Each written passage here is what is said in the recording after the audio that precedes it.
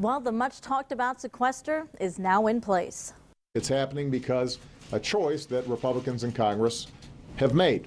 Well, let's make it clear that the president got his tax hikes on January 1st. This discussion about revenue, in my view, is over. It's about taking on the spending problem here in Washington. But the ultimate impact or outcome of those cuts is far from clear.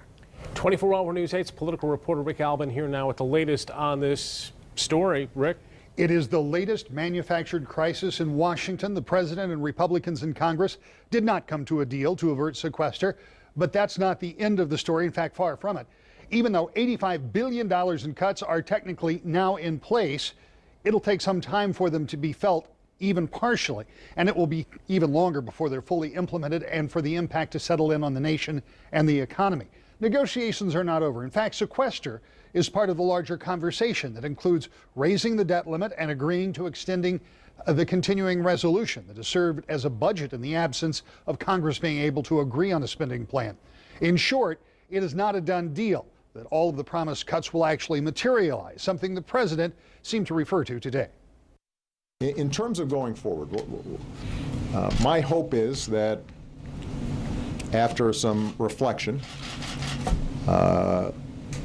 as members of Congress start hearing from constituents who are being negatively impacted, as we start seeing the impact that the sequester is having, that they step back and say, all right, is there a way for us to move forward? For now, it's not immediately clear what government agencies and others that will be required to adjust their budgets will do in the short term. But if some agreement isn't reached in the relatively near future, the real impact of what has become known as sequester will become much, much more clear. Brian?